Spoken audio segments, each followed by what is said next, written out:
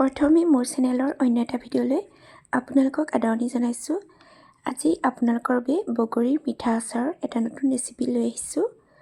গুড়েৰে বনোৱা বগৰীৰ এই মিঠা আচাৰবিধ খাবলৈ অতিকে সোৱাদ লগা হয়। আশা কৰোঁ আজিৰ এই ৰেচিপিটো আপোনালোকে নিশ্চয় ভাল পাব।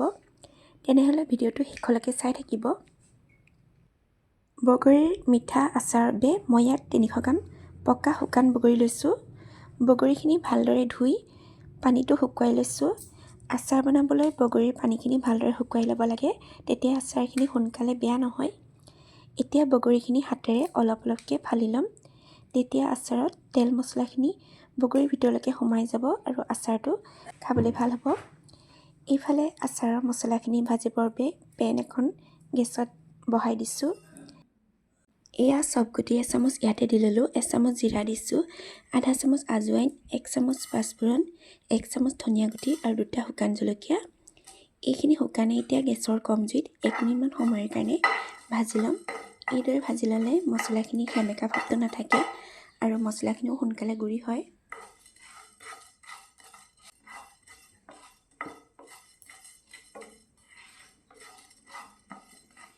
গেছটো কম কৰি মছলাখিনি ভাজি ল'ব, চাব যাতে মছলাখিনি জ্বলি নাযায়, নহ'লে মছলাখিনি জ্বলি গ'লে তিতা তিতা হৈ আচাৰটো খাবলৈ বেয়া হ'ব।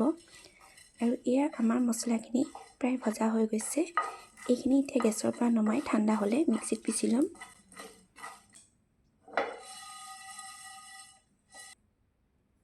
মছলাখিনি ঠাণ্ডা হোৱাৰ পিছত মই মিক্সাৰ গ্ৰাইণ্ডাৰতে গুড়ি কৰি ল'লোঁ। মছলাখিনি একেবাৰে মিহি কৰা নাই, অলপ অলপ গোটা হৈ থাকিবলৈ দিছোঁ। চচপেন এটা পাতি লৈছোঁ আৰু 1 কাপ মিহিকৈ কাটি লোৱা গুড় ইয়াতে দি ল'লোঁ আৰু লগতে আধা কাপ পানীও দি দিছোঁ। এইখিনি এতিয়া এবাৰ ভালদৰে মিহলাই ল'ম। এই গুড়খিনি এতিয়া ভালদৰে গলি যোৱালৈ এইখিনি এবাৰ উতলাই ল'ম।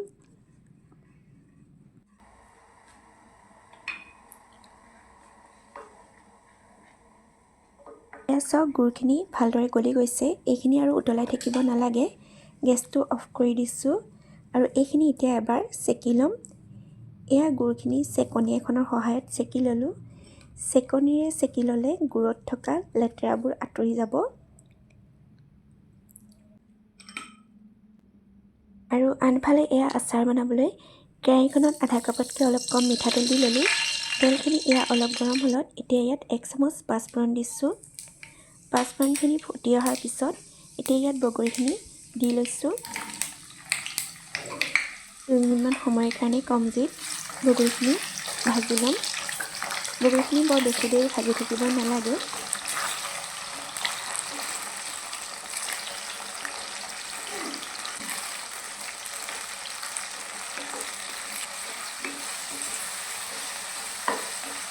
এয়া দেখিছেনে, বগৰীখিনি ফুলি গৈ এটা দুটাকৈ ফাটি গৈছে।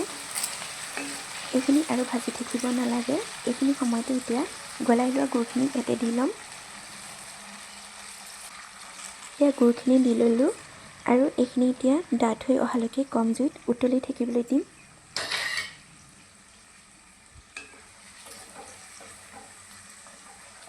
বগৰীখিনি ভালদৰে মিলাই লৈছোঁ আৰু ডাঠ হৈ অহালৈকে কম জুইতে ৰাখি দিম আৰু মাজে মাজে লৰাই থাকিম।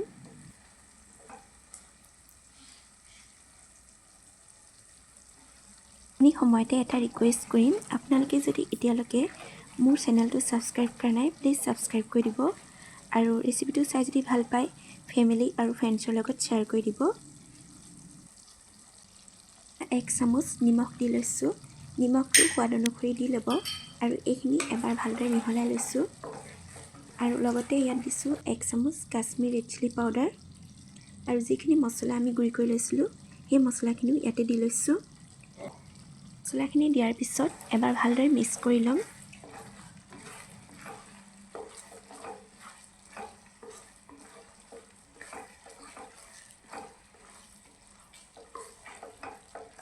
মছলাৰ গুড়িখিনি নমোৱাৰ আগে আগেহে দি ল'ব, তেতিয়া আচাৰটো খুব ধুনীয়া এটা গোন্ধ আহে।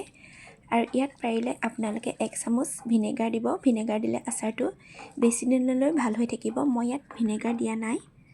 আৰু এয়া আমাৰ বগৰীৰ মিঠা আচাৰ ৰেচিপিটো ৰেডি হৈ গ'ল।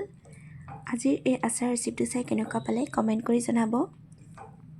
খিনি ইমানটো জোখতে নমাই ল'ম আৰু ইয়াতকৈ বেছি ডাঠ হ'লে আচাৰখিনি টান হৈ যাব।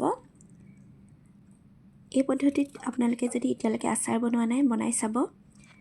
আচাৰটো খাই সঁচাকৈ বহুত ভাল লাগে, ৰুটিৰ লগত বনাই খাই চাব।